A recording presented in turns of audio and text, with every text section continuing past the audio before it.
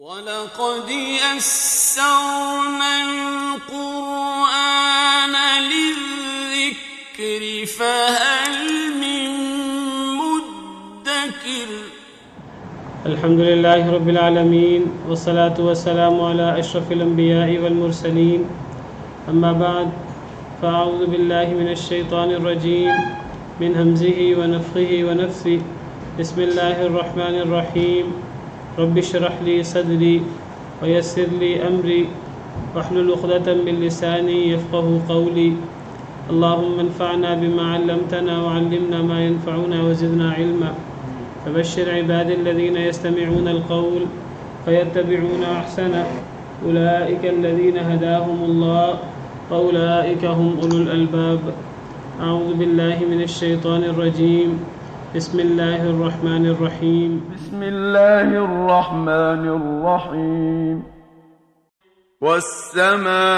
والسماء والطارق وما أدراك ما الطارق النجم الثاقب إن كل نفس لما عليها حافظ فلينظر الإنسان مما خلق من ماء دافق يخرج من بين الصلب والترائب إنه على رجعه لقادر يوم تبلى السرائر فما له من قوة ولا ناصر والسماء ذات الرجع والأرض ذات الصدع إنه لقول فصل وما هو بالهزل إنهم يكيدون كيدا وأكيد كيدا فمهل الكافرين أمهلهم رويدا أعوذ بالله من الشيطان الرجيم بسم الله الرحمن الرحيم والسماء والطارق قسم ہے آسمان کی والطارق اور نمودار ہونے والے کی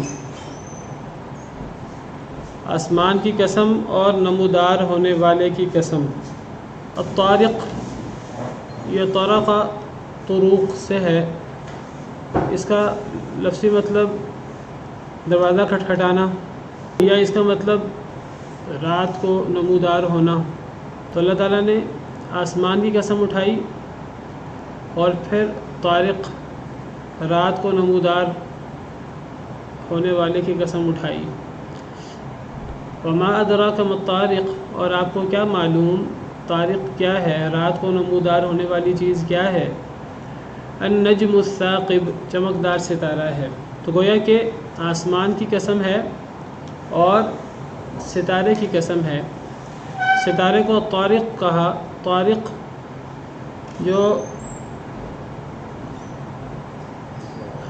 رات کو نمودار ہوتا ہے یعنی دن کو چھپ جاتا ہے ستارہ اور رات کو نمودار ہوتا ہے اور رات کو چمکتا ہے تو اس معنی میں اسے ستارے کو طارق کہا تو اللہ تعالیٰ نے آسمان کی اور ستارے کی قسم اٹھائی اللہ کی عظیم مخلوقات ہیں دونوں اللہ تعالیٰ بھی مخلوق کی قسم اٹھا لیتے ہیں اس سے اس مخلوق کی عظمت کا پتہ لگتا ہے وہ مخلوق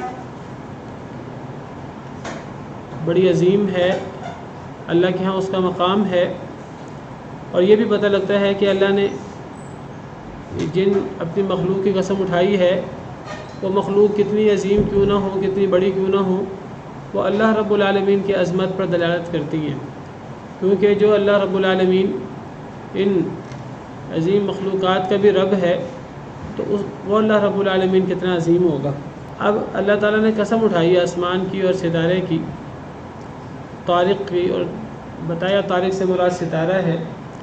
اب یہ قسم ہے کس چیز پر؟ اس کا جواب قسم کیا ہے؟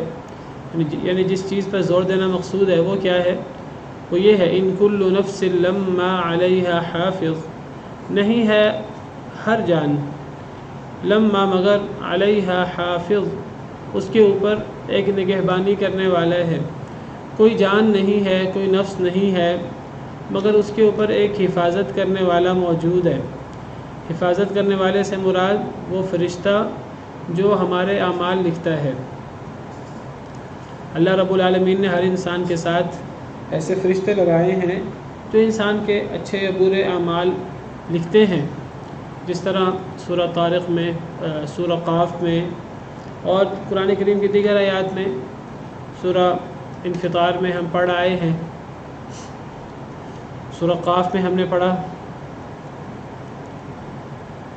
وَلَقَدْ خَلَقْنَا الْإِنسَانَ وَنَعْلَمُ مَا تُوَسْوِسُ بِهِ نَفْسُهُ، انسان کو ہم نے پیدا کیا ہے، سورہ قاف آیت نمبر 16، اور ہم جانتے ہیں کہ انسان کو اس کا نفس کیا وسوسہ ڈالتا ہے۔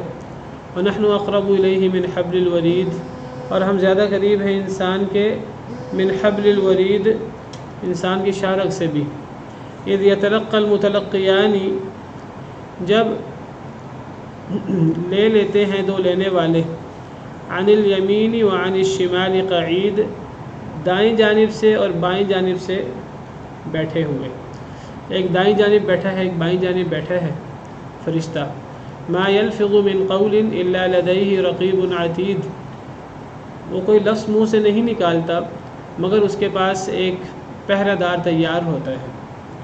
تو پتہ لگا کہ انسان کے منہ سے کوئی لفظ نہیں نکلتا، انسان کوئی عمل نہیں کرتا، مگر اللہ نے فرشتے مقرر کر رکھے ہیں جو فرشتے اس عمل کو لکھ لیتے ہیں اپنے پاس۔ اور یہی چیز ہم پیچھے پڑھ آئے ہیں سورہ انفطار میں کرامن کاتبین کے حوالے سے۔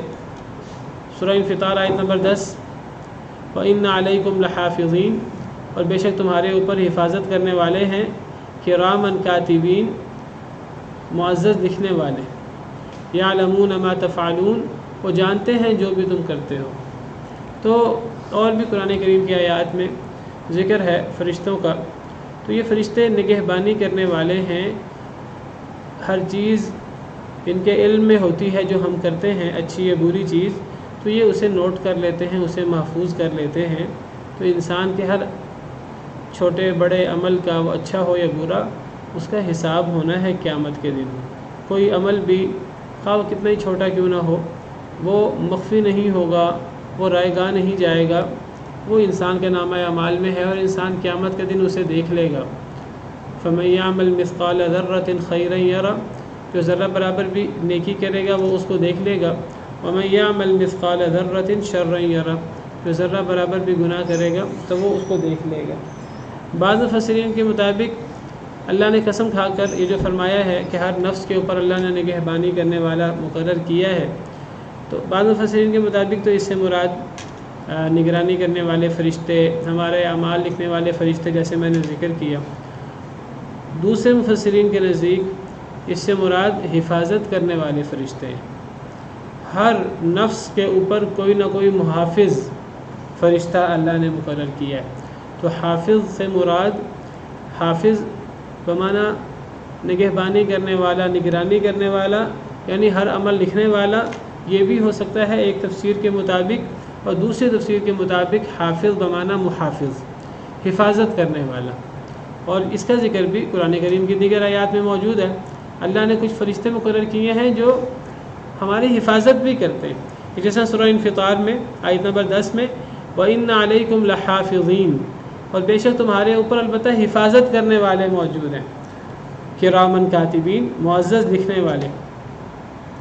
اب یہ جو فرشتے اللہ نے مقرر کیے ہیں یہ حفاظت کرتے ہیں، یعنی حفاظت بمعنی نگرانی، کرامن کاتبین، معزز لکھنے والے، اور اس حفاظت سے مراد دشمنوں سے حفاظت بھی ہو سکتی ہے۔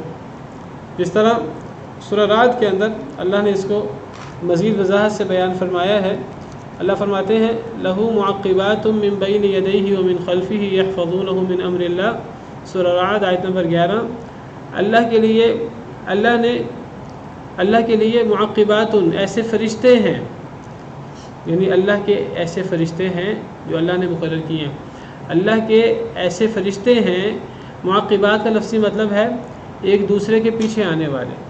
معقبات ایک دوسرے کے پیچھے آنے والے، کیونکہ معقبات عقب سے ہے اور عقب کہتے ہیں پیچھے کو، تو معقب پیچھے آنے والا. تو معقبات یہ جمع ہے اور اس سے فرشتے مراد ہیں، ایک دوسرے کے پیچھے آنے والے فرشتے، یعنی شفٹوں میں، یعنی فرشتوں کی شفٹیں ہیں. ایک شفٹ ختم ہوتی ہے تو دوسری شفٹ آ جاتی ہے، وہ ختم ہوتی ہے پہلی شفٹ آ جاتی ہے، تو یہ کے بعد دیگرے آنے والے فرشتے، اس کے لیے لہو معقبات، اللہ کے لیے معقبات ایک دوسرے کے پیچھے آنے والے فرشتے ہیں. من بین یدیہ ومن خلفہ، اس کے آگے اور اس کے پیچھے، انسان کے آگے اور انسان کے پیچھے. یحفظونہ من امر اللہ، جو حفاظت کرتے ہیں انسان کی اللہ کے حکم سے، وہ انسان کی حفاظت کرتے ہیں اللہ کے حکم سے. تو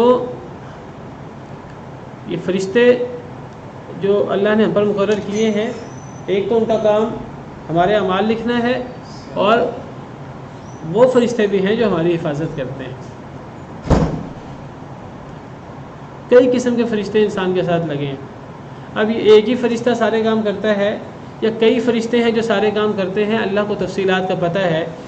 دیکھیے ہمارے ساتھ ملک الموت بھی لگا ہوا ہے. ملک الموت اور اس کے جو مددگار فرشتے ہیں جو نیک لوگوں کو بھی فوت کرتے ہیں، برے لوگوں کو بھی فوت کرتے ہیں. ہمارے ساتھ نامہ اعمال لکھنے والے فرشتے بھی لگے ہیں، کرامن کاتبین. ہمارے ساتھ حفاظت کرنے والے فرشتے بھی ہیں. اب یہی موت کے فرشتے ہماری حفاظت کرتے ہیں یا کوئی اور فرشتے ہیں جو ہماری حفاظت کرتے ہیں؟ قرآن کریم کے ایک آیت سے تو محسوس ہوتا ہے جیسے موت کے فرشتے یہی ہماری حفاظت بھی کرتے ہیں، یعنی جب تک ہماری موت کا وقت نہیں آتا اس وقت تک یہی ہماری حفاظت کرتے ہیں، اور جب ہماری موت کا وقت آ جاتا ہے اس وقت یہی روح قبض کر لیتے ہیں. جیسے قرآن کریم میں ایک مقام پر اللہ فرماتے ہیں وَهُوَ الْقَاهِرُ فَوْقَ عِبَادِهِ وَيُرْسِلُ عَلَيْكُمْ حَفَظًا، سورہ انعام آیت نمبر 61. اللہ غالب ہے اپنے بندوں پر، وَيُرْسِلُ عَلَيْكُمْ حَفَظًا، اور وہ بھیجتا ہے تمہارے اوپر حفاظت کرنے والے فرشتے. یہ حفظ حافظ کی جمع ہے حفظ، وہ تمہارے اوپر حفاظت کرنے والے فرشتے یعنی بھیجتا ہے. حتیٰ اذا جاء احدکم الموت توفته رسلنا، حتیٰ کہ جب تم میں سے کسی ایک کو موت آ جاتی ہے تو اسے ہمارے رسول فوت کر دیتے ہیں. وہم لا یفرطون، اور وہ کوئی کمی نہیں کرتے. اب اللہ نے ہر انسان کے اوپر حفاظت کرنے والے فرشتے مقرر کیے ہوئے ہیں.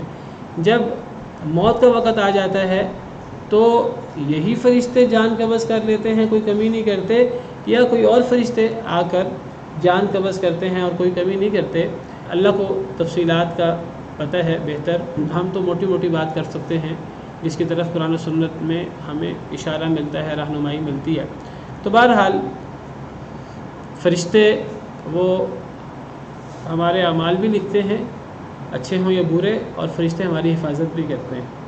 ہماری حفاظت کرتے ہیں آسیبی چیزوں سے، شیطانوں سے، اور ہماری حفاظت کرتے ہیں ہمارے دشمنوں سے، ہمارے انسانی دشمنوں سے بھی ہماری حفاظت کرتے ہیں.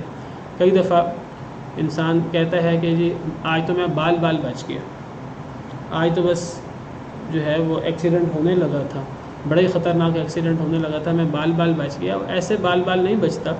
اللہ کے حکم سے اللہ کے فرشتے اللہ نے مقرر کیے ہیں، وہ ہماری حفاظت کرتے ہیں. اللہ کا حکم ہوتا ہے، اللہ حفاظت کرتے ہیں، اور اللہ کے حکم سے اللہ کے فرشتے ہماری حفاظت کرتے ہیں. جب موت کا وقت آ جاتا ہے تو پھر حفاظت ختم ہو جاتی ہے. جی اسی لیے کہتے ہیں کہ انسان کی موت ہی انسان کی سب سے بڑی محافظ ہے. ایک مشہور محاورہ ہے. جی نہیں، وہ اصل میں وہ شیطان ہمارے جسم میں ایسے دوڑتا ہے جیسے خون. تو وہ اصل میں یہ بتانا مقصود ہے کہ شیطان وسوسہ ڈالتا ہے اور اس کو اللہ نے اختیار دیا ہوا ہے، تو وہ انسان کے جسم کے اندر ایسے گھس جاتا ہے اور ایسے داخل ہو جاتا ہے اور انسان کے دماغ میں وسوسہ ڈالتا ہے جیسے خون ہمارے اندر دوڑتا ہے، تو ایسے جو ہے وہ شیطان ہمارے اندر دوڑتا ہے. تو وہ شیطان کی بات ہے. اب اپنی طرف سے ہم کچھ بھی نہیں کہہ سکتے. اب فرشتہ بھی ہمارے اندر خون کی طرح دوڑتا ہے کہ نہیں دوڑتا، یہ چیز شیطان کے حوالے سے تو موجود ہے، ان الشیطان یجری فی ابن آدم مجری الدم، کہ شیطان ابن آدم میں خون کی طرح دوڑتا ہے، ان الشیطان یجری فی ابن آدم مجری الدم، جی یہ صحیح بخاری کی حدیث ہے، ان الشیطان یجری من الانسان مجری الدم، شیطان دوڑتا ہے انسان میں خون کے دوڑنے کی طرح۔ تو اب یہ چیز شیطان کے حوالے سے موجود ہے، اب یہ فرشتہ بھی اسی طرح ہوتا ہے کہ نہیں ہوتا، واللہ عالم، میرے علم میں نہیں ہے ایسی کوئی حدیث۔ جی سورہ مرسلات میں ہے، جی سورہ مرسلات میں نہیں ہے، سورہ نازعات میں ہے، والنازعات غرقا، قسم ہے کھینچنے والوں کی غرق ہو کر۔ تو یہ تو روح قبض کرنے والے فرشتوں کی بات ہے۔ اب فرشتے جو ہماری حفاظت کرنے والے ہیں یا کرامن کاتبین ہیں، تو وہ دائیں اور بائیں ہیں، یہ تو قرآن میں موجود ہے، عن الیمین وعن الشمال قعید۔ اب وہ ہمارے اندر دوڑتے بھی ہیں، اللہ کو پتہ ہے۔ تو قسم کھا کر فرمایا کہ ہر نفس کے اوپر نہیں ہے کوئی بھی نفس مگر اس کے اوپر حفاظت کرنے والا موجود ہے۔ تو اس حفاظت سے مراد یا تو اعمال کی نگرانی کر کے ان اعمال کو لکھنا محفوظ کرنا ہے، اور اس حفاظت سے مراد یا پھر انسان کی حفاظت کرنا ہے دشمنوں سے، آسیبی چیزوں سے۔ فَلْيَنظُرِ الْإِنسَانُ مِمَّا خُلِقَ، بس چاہیے کہ دیکھے انسان کہ وہ کس چیز سے پیدا کیا گیا۔ مما اصل میں من اور ما ہے، ما کا مطلب کس، اور من سے، مما یعنی کس چیز سے، خلقہ اسے پیدا کیا گیا۔ اصل میں بتانا یہ مقصود ہے کہ انسان یہ سمجھے کہ میں دنیا کے اندر کوئی عیش کرنے آیا ہوں، دنیا لہو و لعب کے لیے ہے، دنیا لہو و لعب کے لیے نہیں ہے۔ ہر انسان کے ساتھ اللہ نے کوئی نہ کوئی فرشتہ لگایا ہوا ہے، وہ فرشتہ انسان کی حفاظت بھی کرتا ہے دشمنوں سے، اور وہ فرشتہ انسان کے اعمال بھی لکھتا ہے، یعنی انسان کی دنیا کی زندگی بے مقصد نہیں ہے۔ اللہ نے قسم کھا کر بڑا زور دے کر یہ بات فرمائی ہے، ایک ایک عمل نوٹ ہو رہا ہے، ریکارڈ ہو رہا ہے، اور وہ انسان اس کو قیامت کے دن دیکھے گا، ذرہ برابر بھی عمل ہوگا، اچھا برا انسان دیکھے گا۔ تو گویا کہ قسم کھا کر زور دے کر اللہ نے یہ بات فرمائی ہے، بتانا مقصود یہ ہے کہ یہ دنیا کی زندگی بے مقصد نہیں ہے، اس دنیا کے اندر فضول کام کرنے کی بجائے، اللہ کے نافرمانیاں کرنے کی بجائے کوئی ایسے کام کر لو جو تمہیں آخرت میں فائدہ دے۔ اب جب اللہ نے یہ فرمایا کہ ہر نفس کے اوپر حفاظت کرنے والا، نگرانی کرنے والا فرشتہ موجود ہے، آگے سے کفار مکہ کا اعتراض کہ ہم مرنے کے بعد زندہ کیسے ہوں گے؟ اگر ہمارے اعمال ریکارڈ ہو رہے ہیں، اگر ہمارے اعمال محفوظ ہو رہے ہیں، تو پھر ہم جب مر جائیں گے، مٹی میں مل جائیں گے، تو پھر ہم زندہ کیسے ہوں گے؟ اب آگے اس کا جواب موجود ہے، بعث بعد الموت کا، مرنے کے بعد کی زندگی کا۔ فَلْيَنظُرِ الْإِنسَانُ مِمَّا خُلِقَ، پس چاہیے کہ دیکھیں انسان وہ کس چیز سے پیدا کیا گیا۔ انسان بعث بعد الموت کا انکار کرنے سے پہلے یہ دیکھے کہ وہ پیدا کس چیز سے ہوا ہے، اس کی پہلی جو پیدائش ہے، یہ تو دوسری پیدائش کا انکار ہے نا، پہلی پیدائش کے بارے میں انسان غور کرے کہ وہ کیسے پیدا ہوا ہے۔ خلق من ماء دافق، پیدا کیا گیا ہے اچھلنے والے پانی سے۔ دافق ایسا پانی جو اچھلتا ہے، اس پانی سے مراد وہ پانی ہے جو اچھل کر نکلتا ہے، زور کے ساتھ نکلتا ہے۔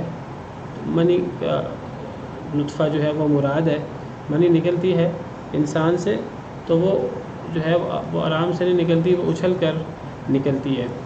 یہی فرق ہے منی کا اور مزی کا اور ودی کا۔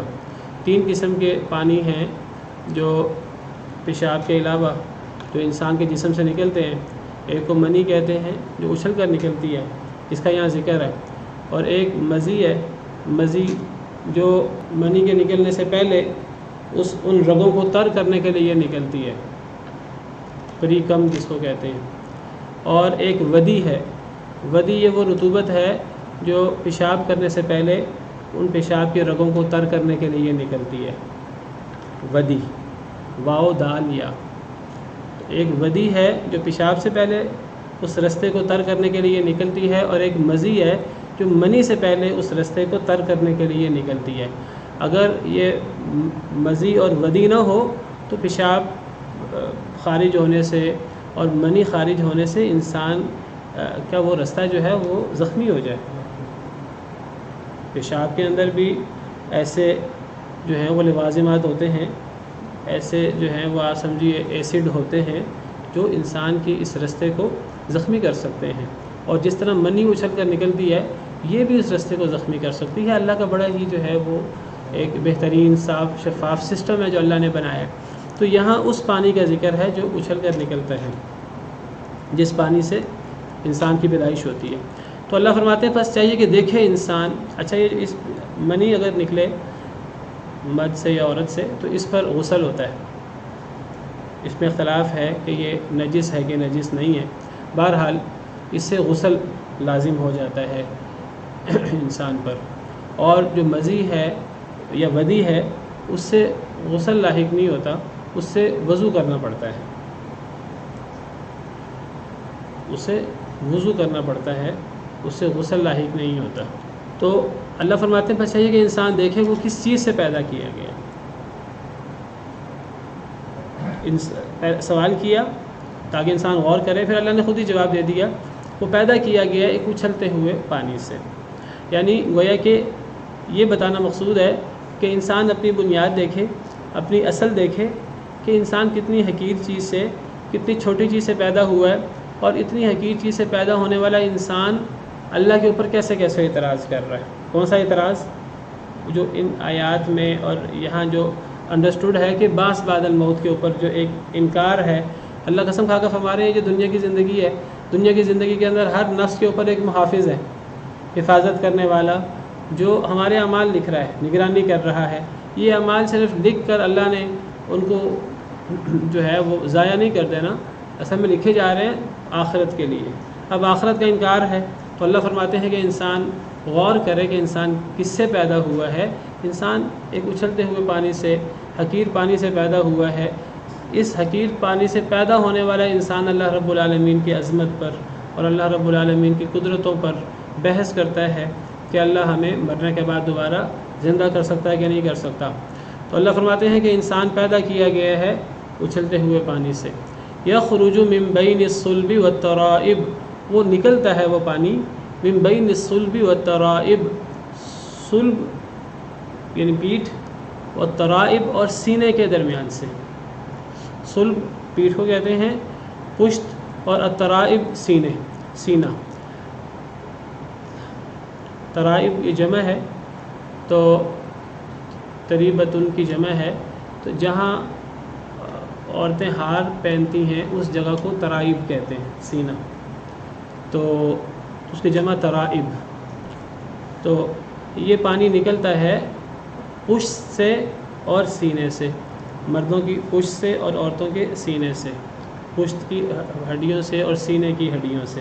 تو مرد کا بھی ذکر کیا، عورت کا بھی ذکر کیا، ان دونوں سے پانی نکلتا ہے، اور جب یہ پانی ملتا ہے جس کو نطفہ امشاج کہتے ہیں، جس کا ذکر سورہ دہر یا جس کو سورہ انسان بھی کہتے ہیں، هل أتى على الإنسان حين من الدهر لم يكن شيئا مذكورا إنا خلقنا الإنسان من نطفة أمشاج، ہم نے انسان کو پیدا کیا ہے نطفہ امشاج سے۔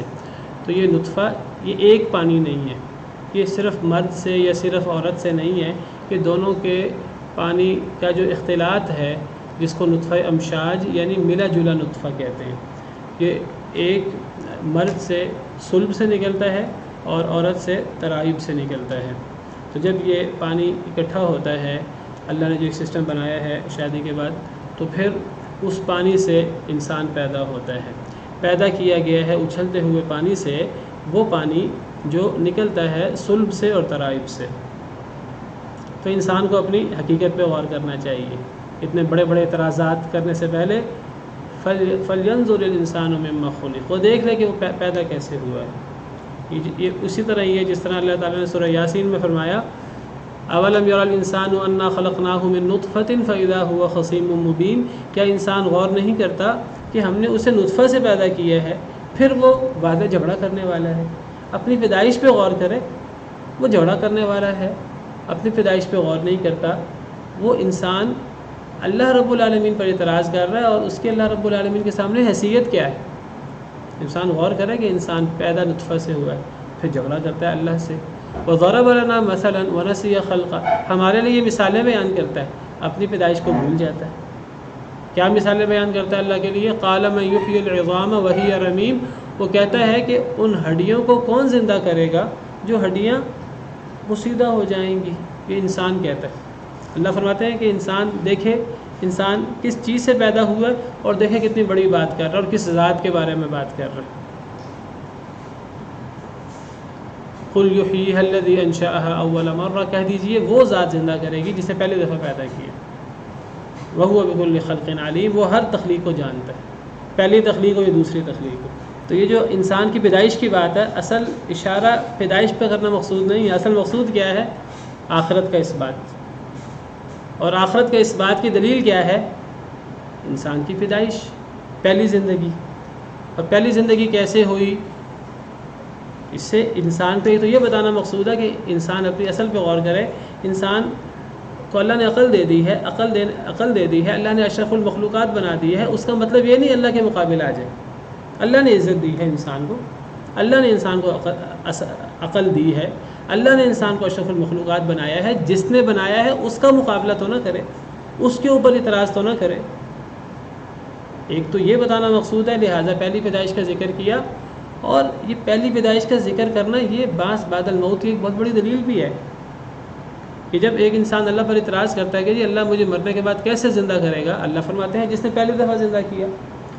پہلی دفعہ زندہ کرنا مرنے کے بعد کی زندگی سے زیادہ اس میں غور و فکر کی بات ہے. کیسے؟ کہ مرنے کے بعد جب انسان زندہ ہوگا تو انسان کی کوئی پہلے مثال ہوگی تو انسان دوبارہ زندہ ہوگا نا. تو جو پہلی دفعہ زندگی ہے وہ تو عدم سے ہے. تو عدم سے وجود میں لانا یہ زیادہ بڑی چیز ہے کہ ایک چیز وجود میں ہے اور وہ اس کو موت آ گئی، پھر دوبارہ اسے وجود میں لانا یہ زیادہ بڑی چیز ہے. اسی لیے اللہ فرماتے ہیں وَهُوَ الَّذِي يَبْدَأُ الْخَلْقَ ثُمَّ يُعِيدُهُ وَهُوَ أَهْوَنُ عَلَيْهِ. اللہ ہی اس نے تخلیق کی ابتدا کی، یعنی پہلی دفعہ اس نے پیدا کیا. ثُمَّ يُعِيدُهُ، پھر وہ اس کا اعادہ بھی کرے گا، دوبارہ بھی پیدا کرے گا. وَهُوَ أَهْوَنُ عَلَيْهِ، اور وہ اللہ پر آسان ہے دوسری دفعہ پیدا کرنا. اور تم دوسری دفعہ پیدا کرنے کے بارے میں اعتراض کرتے ہو، تم شکوک و شبہات کا شکار ہو. دوسری دفعہ پیدا کرنا تو آسان ہے نسبتاً. اگر تم آسان مشکل کی بات کرو، اللہ کے لیے تو کوئی بھی چیز مشکل نہیں ہے، نہ پہلی پیدائش نہ دوسری پیدائش. اللہ کے لیے تو ما خلقکم ولا بعثکم الا کنفس واحدہ. تم سب کو پہلی دفعہ پیدا کرنا ہو یا تم سب کو مرنے کے بعد دوبارہ زندہ کرنا ہو، تم سب کو سے مراد حضرت آدم سے لے کر قیامت تک آنے والے انسان وہ ٹریلینز ہیں کہ وہ کتنے ہیں، تعداد کو اللہ کو پتہ ہے. اللہ فرماتے ہیں تم سب کو پہلی دفعہ پیدا کرنا ہو یا تم سب کو دوسری دفعہ پیدا کرنا ہو، مرنے کے بعد زندہ کرنا ہو، ایسے ہی جیسے کہ ایک نفس کو پیدا کرنا. اللہ کے لیے کوئی مشکل نہیں ہے. تو یہ ساری جو بحث چل رہی ہے یہ پہلی پیدائش کا ذکر ہوا. ایک تو انسان کو انسان کی حقیقت بتا کر یہ شرمندہ کرنا مقصود ہے کہ تم اللہ رب العالمین پر اعتراض کیسے کر سکتے ہو، چھوٹا منہ بڑی بات والی بات ہے. اور پھر اس میں دلیل بھی ہے کہ جس چیز پر تم اعتراض کر رہے ہو تو جس نے پہلی دفعہ پیدا کیا دوبارہ بھی پیدا کرے گا. اسی لیے اب اللہ فرماتے ہیں آخر میں نتیجہ نکالتے ہیں انَّهُ عَلَىٰ رَجْعِهِ لَقَادِرٌ، بے شک اللہ رب العالمین انسان کے لٹانے پر بھی قادر ہے، اس کے لٹانے پر بھی البتہ قادر ہے. لٹانے سے کیا مراد؟ قیامت کے دن. یعنی جس اللہ رب العالمین نے پہلی پیدائش کا اتنا لمبا چوڑا سلسلہ چلا دیا، عدم سے وجود میں لے آیا، تو وہ انسان کو مرنے کے بعد دوبارہ لٹا کیوں نہیں سکتا؟ انَّهُ عَلَىٰ رَجْعِهِ لَقَادِرٌ، بے شک وہ یعنی اللہ عَلَىٰ رَجْعِهِ اس انسان کے لٹانے پر، لٹانے سے مراد مرنے کے بعد دوبارہ زندگی لٹانا، اور اس لٹانے پر بھی لقادر البتہ قادر ہے. ایک یہ تفسیر ہے امام ابن جریر طبری، امام شوکانی وغیرہ کے نزدیک. اور بعض مفسرین کہتے ہیں انَّهُ عَلَىٰ رَجْعِهِ لَقَادِرٌ، کہ جو پانی نکلا صلب سے اور ترائب سے، جو منی جس سے انسان پیدا ہوتا ہے، اللہ تو اتنا قادر ہے، اللہ اس پانی کو جہاں سے نکالا ہے وہاں واپس بھی لوٹا سکتا ہے. اللہ اس نطفہ کو واپس صلب میں لے جائے، واپس ترائب میں لے جائے، اللہ تو اس پر بھی قادر ہے۔ اس قادر اور اس عظیم الشان رب کے بارے میں، خالق کے بارے میں تم اعتراض کرتے ہو کہ وہ مرنے کے بعد ہمیں زندہ نہیں کر سکتا، وہ تو اس پانی کو جہاں سے نکالا ہے وہ اس کو دوبارہ وہی بھیجنے پر بھی قادر ہے۔ بعض مفسرین نے یہ تفسیر بھی کی ہے۔ بہرحال پہلی تفسیر زیادہ بہتر محسوس ہوتی ہے۔ جو سیاق و سباق ہے وہ بعث بعد الموت کا ہے، اور یہ مکی صورتیں ہیں ان میں زیادہ تر بعث بعد الموت کے دلائل ہیں، اور کفار کا رد ہے جو اس کا انکار کرتے تھے۔ اور یہ جو اگلی آیت ہے وہ بھی یہی بتا رہی ہے کہ پہلی تفسیر زیادہ راجح ہے، لوٹانے سے مراد مرنے کے بعد دوبارہ زندہ ہونا قیامت کے دن۔ اگلی آیت کہتی ہے یوم تبلی السرائر، اس دن جس دن آزمایا جائے گا پوشیدہ باتوں کو، جس دن پوشیدہ باتوں کو آزمایا جائے گا، جس دن پوشیدہ باتوں کو آزمایا جائے گا کیا مطلب؟ یعنی یہ جو پچھلی آیت میں فرمایا کہ بے شک اللہ رب العالمین انسان کو جب اس نے پہلی دفعہ پیدا کیا ہے نطفہ سے، جو صلب سے نکلتا ہے، جو ترائب سے نکلتا ہے، جب وہ اس انسان کو لوٹانے پر بھی قادر ہے، یعنی مرنے کے بعد دوبارہ زندہ کرنے پر بھی قادر ہے، یہ لوٹانا کب ہوگا؟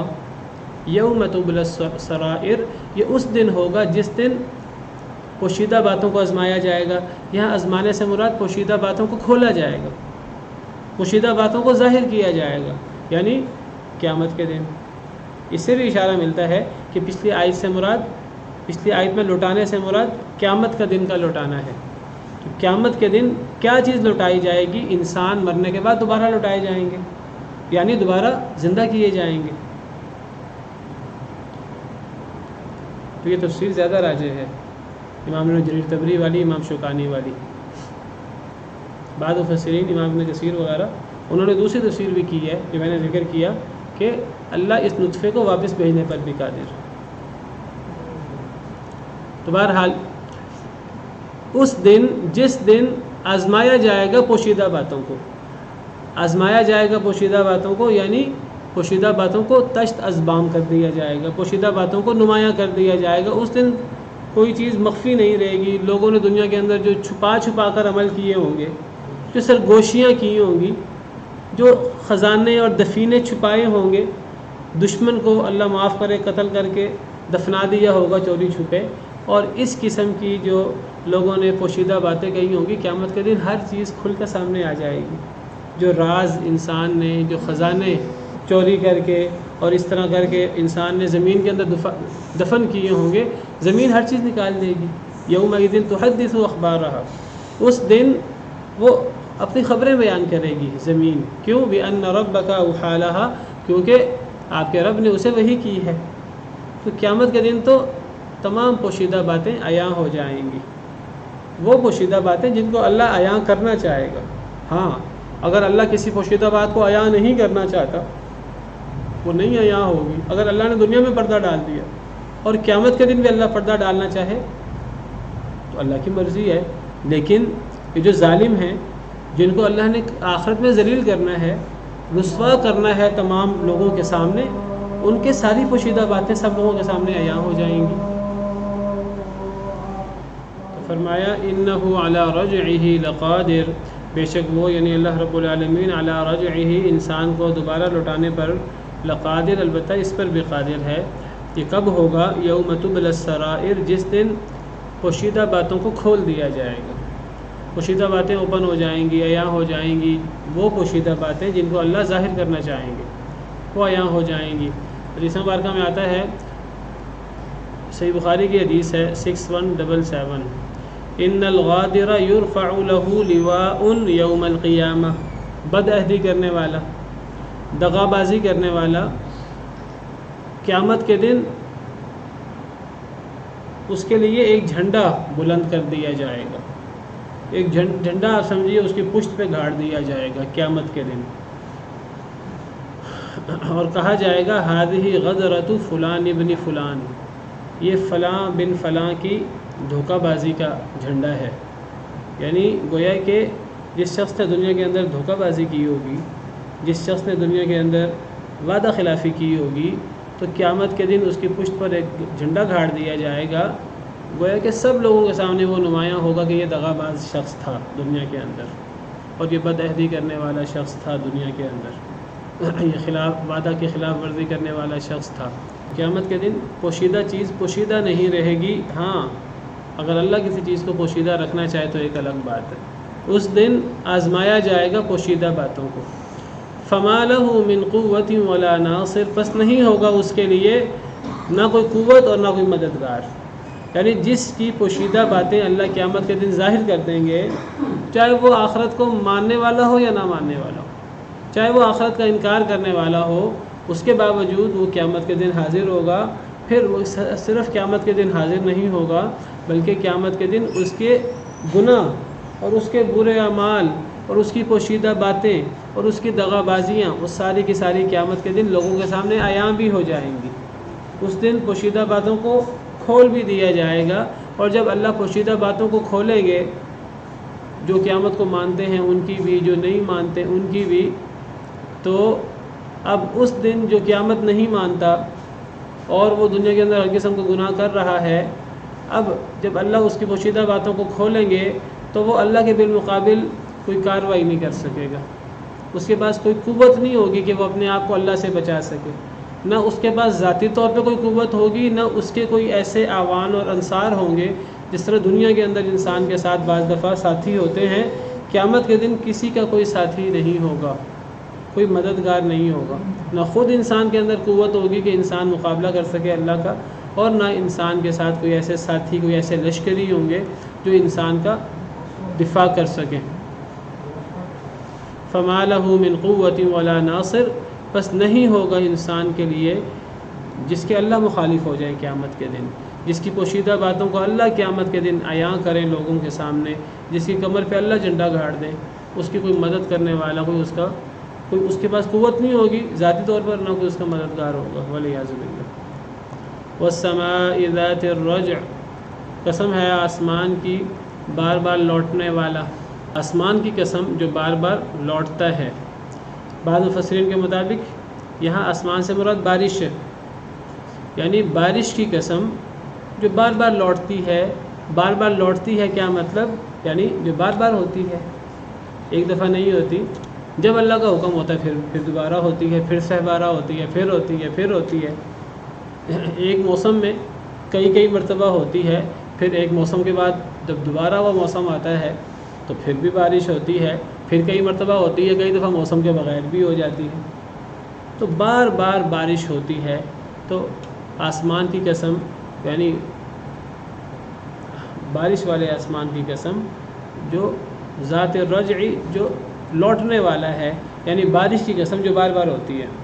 بعض مفسرین کے مطابق نہیں، یہاں بارش، آسمان سے بارش مراد نہیں ہے، آسمان سے آسمان ہی مراد ہے، بارش والا آسمان مراد ہے۔ آسمان کی قسم ذات الرجعی جو بار بار لوٹتا ہے، کیا مطلب؟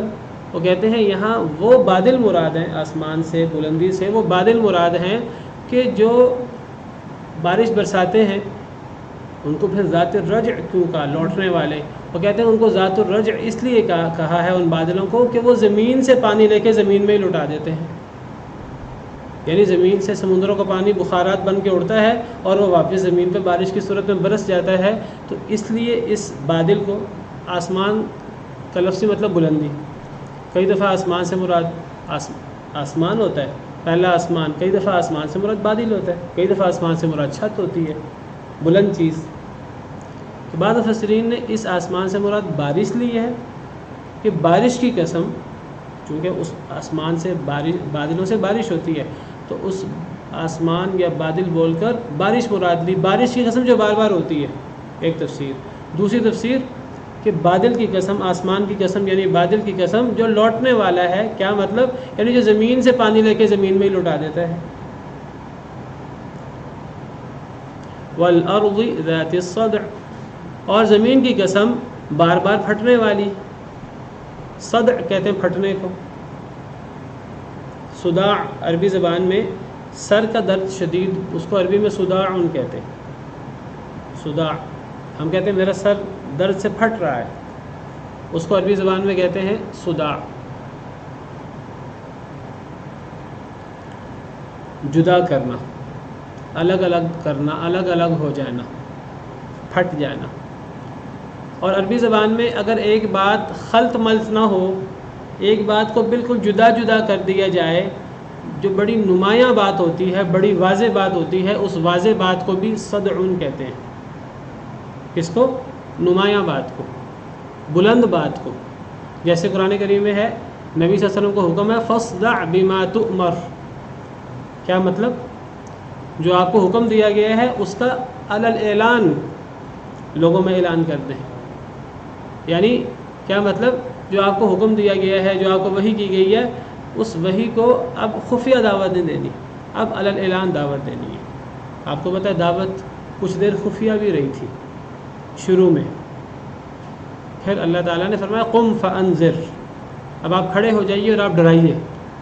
اور سورہ حجر میں فرمایا فاصدع بما تؤمر، جو اب آپ کو حکم دیا گیا ہے اب چھپ چھپا کر دعوت نہیں ہونی، اب علی الاعلان دعوت ہوگی۔ تو فاصدع بما تؤمر وہ اسی صاد دال عین سے ہے، تو صاد دال عین کا مطلب جدا جدا کرنا، واضح کرنا، اونچی آواز سے دعوت دینا۔ جس طرح حضرت نوح فرماتے ہیں ثم انی اعلنت لهم واسررت لهم اسرارا، میں نے پوشیدہ دعوت بھی دی، علانیہ دعوت بھی دی۔ بہرحال صاد دال عین کا مطلب جدا جدا ہونا، تو مراد زمین کی قسم جو پھٹتی ہے، پھٹتی ہے یعنی جب بارش ہوتی ہے اور زمین پھٹتی ہے، زمین کے اندر بیج بویا جاتا ہے اور بارش ہوتی ہے، اس بارش سے وہ بیج جو ہے وہ اگتا ہے زمین سے، زمین پھٹتی ہے اور پھر وہ پودا اور پھر کومپل اور پھر کومپل سے پورا درخت، فصل اور باغ۔ تو اللہ نے آسمان کی قسم اٹھائی جو بار بار لوٹتا ہے، بادل یا بارش، اور زمین کی قسم اٹھائی جو بار بار پھٹتی ہے۔ ان دونوں عظیم مخلوقات کی قسم اٹھا کر اللہ نے فرمایا انہ لقول فصل، بے شک یہ یعنی یہ قرآن لقول فصل ایک بڑی فیصلہ کن بات ہے۔ یہ قرآن بڑا واضح کلام ہے، بڑا ایک مضبوط کلام ہے، کوئی اس کے اندر ہیج پیچ، کوئی اس کے اندر مخفی چیز، کوئی پوشیدہ چیز، کوئی مشتبہ چیز نہیں ہے۔ جو اس کے وعدے ہیں، جو اس کی باتیں ہیں، بڑی ٹھوس ہیں، بڑی پکی ہیں، کوئی اس کے اندر غلط بات، کوئی فضول بات نہیں ہے، ایک فیصلہ کن بات ہے جی، لا ریب بھی اور مضبوط بھی۔ وما هو بالہزل، یہ کوئی مذاق نہیں ہے، کوئی اس کو کہانیاں نہ سمجھ لے، کوئی اس کو مذاق نہ سمجھ لے، انسانی بات نہ سمجھ لے۔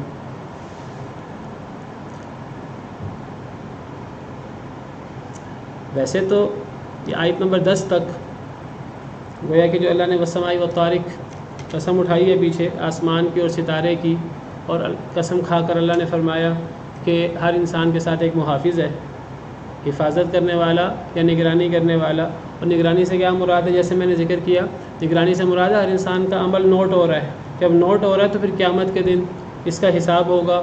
اور جو قیامت کا انکار کرتے ہیں، پھر اللہ نے دلیل دے کر سمجھایا کہ قیامت واقع ہو کر رہے گی، تم اللہ پر اعتراض کرتے ہو، اللہ مرنے کے بعد دوبارہ تمہیں اٹھا نہیں سکتا، جو اللہ پہلی دفعہ پیدا کر سکتا ہے وہ دوبارہ کیوں نہیں پیدا کر سکتا؟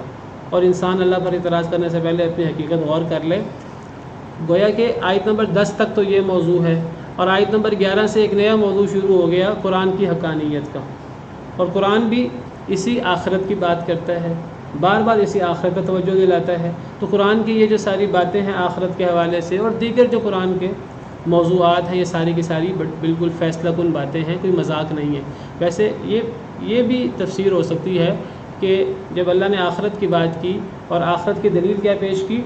پہلی زندگی، تو یہ ایک آخرت کی دلیل بھی ہو سکتی ہے۔ دوسری کیا چیز؟ بارش۔ بارش بھی آخرت کی ایک دلیل ہے۔ کیسے؟ کہ بارش سے بنجر زمین زندہ ہوتی ہے، تو جو اللہ بارش سے بنجر زمین کو زندہ کرتا ہے تو وہ اللہ تعالیٰ انسان کو دوبارہ پیدا کیوں نہیں کر سکتا؟ بہرحال قسم کھا کر فرمایا کہ بار بار لوٹنے والے آسمان کی قسم، بار بار پھٹنے والی زمین کی قسم، کہ یہ ایک فیصلہ کن بات ہے اور یہ کوئی مذاق نہیں ہے۔ قرآن جب بھی پڑھیں، قرآن کو کبھی ایک عام روٹین کی بات نہ سمجھیں، اللہ رب العالمین کا قول ہے اور فیصلہ کن بات ہے، ایک محکم قول ہے۔ اور سورۃ انزلناہا وفرضناہا، ایک سورت ہے جس کو ہم نے نازل کیا، اللہ رب العالمین نے، اور ہم نے اس کو مقرر کیا۔ وَأَنزَلْنَا فِيهَا آيَاتٍ بَيِّنَاتٍ، ہم نے اس میں واضح واضح آیات، واضح نشانیاں نازل کی ہیں، لعلکم تذکرون، تاکہ تم غور و فکر کرو۔ تو قرآن کریم کو جب بھی پڑھیں اس انداز سے پڑھیں۔ الف لام میم تلک آیات الکتاب الحکیم، یہ حکمت والی کتاب کی آیتیں۔ تنزیل الکتاب من اللہ العزیز الحکیم، من اللہ العزیز العلیم، تنزیل من الرحمن الرحیم۔ بار بار صورتیں شروع ہوتی ہیں تو یہی انداز ہے کہ یہ اللہ کی طرف سے نازل کرتا ہے۔ تو یہ قرآن، اس کو ایک فیصلہ کن بات سمجھنا چاہیے، اس کو کوئی مذاق نہیں سمجھنا چاہیے، عام انسانوں کی بات نہیں سمجھنا چاہیے۔ پھر اللہ فرماتے ہیں انہم یکیدون کیدا، بے شک یہ لوگ چالیں چلتے ہیں قرآن کے بالمقابل، دین اسلام کے بالمقابل، نبیوں کے بالمقابل، نیک لوگوں کے، دعوت دینے والوں کے بالمقابل، جو کفار ہیں، جو کفر کے امام ہیں، وہ چالیں چلتے ہیں۔ ہمیشہ کا ایک طریقہ کار ہے دنیا میں لوگوں کا، ہمیشہ جب بھی حق بات ہوگی، قرآن میں ہو، حدیث میں ہو، نبی وہ بات کرنے والے ہوں یا نبیوں کے ورثاء وہ بات کرنے والے ہوں، علماء، ہمیشہ مخالفت ہوتی ہے، اور مخالفت کرنے والے چالیں چلتے ہیں اسلام کے خلاف، سیدھے راستے کو روکنے کے لیے چالیں چلتے ہیں۔ اللہ فرماتے ہیں وہ چلتے رہیں گے۔ وَأَكِيدُ كَيْدًا، اللہ فرماتے ہیں میں بھی چال چلتا ہوں، میں بھی تدبیر کرتا ہوں۔ اور یہ بات یاد رکھیے کہ اللہ کے لیے جب بھی چال چلنے کا یا تدبیر کرنے کا ذکر آیا ہے، ہمیشہ مقابلے میں آیا ہے، ہمیشہ مقابلے میں آیا ہے۔ اور مقابلے میں تدبیر کرنا یا چال چلنا یہ صفت کمال ہے، یہ صفت نقص نہیں ہے۔ اس پر کئی دفعہ بات ہو چکی ہے۔ مقابلے میں مذاق کرنا ہو، مقابلے میں چال چلنا ہو، بعض لوگ کہتے ہیں جی یہاں چال چلنے کا نہیں کہنا چاہیے، اللہ کے لیے تدبیر کرنے کا لفظ استعمال کرنا چاہیے۔ تدبیر کا لفظ آپ کہہ لیں، چال کا لفظ آپ کہہ لیں، جب بھی مقابلے میں ہوگا تو وہ صفت کمال ہوگی۔ ہاں پہلی دفعہ چال چلنا یہ اچھی بات نہیں ہوتی، لیکن کوئی چال چلے تو پھر اس چال کا دفاع نہ کر سکنا اور اس چال کے بالمقابل چال نہ چل سکنا، یہ صفت نقص ہوتا ہے۔ اللہ کے لیے جہاں بھی چال چلنے کا ذکر ہے قرآن میں، وہاں مقابلے میں ہے۔ جب وہ چال چلتے ہیں، دین، اللہ فرماتے ہیں کہ دین اسلام کی مخالفت کرنے والے ہمیشہ موجود ہوتے ہیں۔ اللہ فرماتے ہیں ان کے بالمقابل مسلمان نہیں ہے، ان کے بالمقابل میں اللہ رب العالمین ہوں۔ گویا کہ بہت بڑی تسلی ہے مسلمانوں کے لیے کہ جب بھی اسلام کی مخالفت ہوگی، جب بھی لوگ چالیں چلیں گے تو اس کے بالمقابل مسلمان چال نہیں چلیں گے، ان کے بالمقابل اللہ رب العالمین چال چلیں گے۔ مسلمانوں کی بیک پر اللہ رب العالمین ہوں گے، اور جس کے بیک پر اللہ رب العالمین ہو وہ کبھی مغلوب نہیں ہو سکتا۔ دیر ہو سکتی ہے، صبر کرنا پڑے گا، غلبہ آخر مسلمانوں کا ہوگا۔ یہ قرآن کے وعدے ہیں۔ وہ چال چلتے ہیں، میں بھی چال چلتا ہوں۔ فَمَهِّلِ الْكَافِرِينَ أَمْهِلْهُمْ رُوَيْدًا، بس ڈھیل دے دو کافروں کو، انہیں تھوڑی سی ڈھیل دے دو۔ اگر وقتی طور پر کافروں کی چال وقتی طور پر کامیاب نظر آئے، وقتی طور پر مسلمانوں پر کوئی ظلم زیادتی ہو جائے تو اس سے گھبرانا نہیں چاہیے۔ یہ تھوڑا سا وقفہ ہے، یہ تھوڑی سی مہلت ہے، بس مہلت دے دو کافروں کو، انہیں تھوڑی سی مہلت دے دو۔ یہ آزمائش ہے، اگر یہ مہلت بھی نہ ہو کافروں کے پاس تو آزمائش ویسے ہی ختم ہو جائے۔ جیسے سورہ بروج میں بھی اس کی وضاحت ہوئی کہ کئی دفعہ لوگ ظلم کرتے ہیں اور ہم کہتے ہیں جی اتنا ظلم ہو گیا اور اللہ نے پکڑ ہی نہیں کی ابھی تک۔ نہیں، وہ ڈھیل ہوتی ہے، اور وہ ڈھیل اگر نہ ہو تو آزمائش ہی ختم ہو جائے۔ صبر کرنے کا حکم ہے، شروع میں صبر کرو، اللہ کی مدد ہوگی، اور اللہ کی مدد آتی ہے اور آ کر رہتی ہے، اور قرآن بھرا پڑا ہے مدد کے وعدوں سے۔ اِنَّا لَنَنصُرُ رُسُلَنَا وَالَّذِينَ آمَنُوا فِي الْحَيَاةِ الدُّنْيَا، ہم اپنے رسولوں کی بھی مدد کرتے ہیں، ایمان والوں کی بھی مدد کرتے ہیں دنیا کی زندگی میں۔ كَتَبَ اللَّهُ لَأَغْلِبَنَّ أَنَا وَرُسُولِي، اللہ نے یہ بات لکھ دی ہے کہ میں اور میرا رسول غالب آئیں گے۔ اور اتنی آیتیں ہیں قرآن کریم کی کہ اسلام غالب ہو۔ وَالْعَاقِبَةُ لِلْمُتَّقِينَ، انجام متقی لوگوں کا ہے۔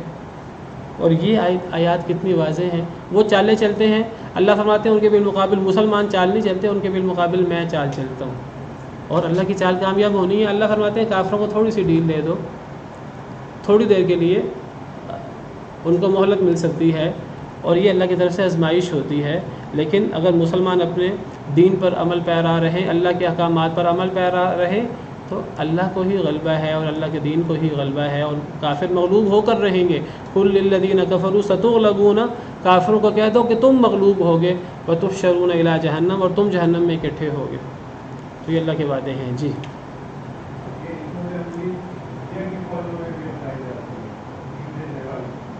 ایسے ہی ہے۔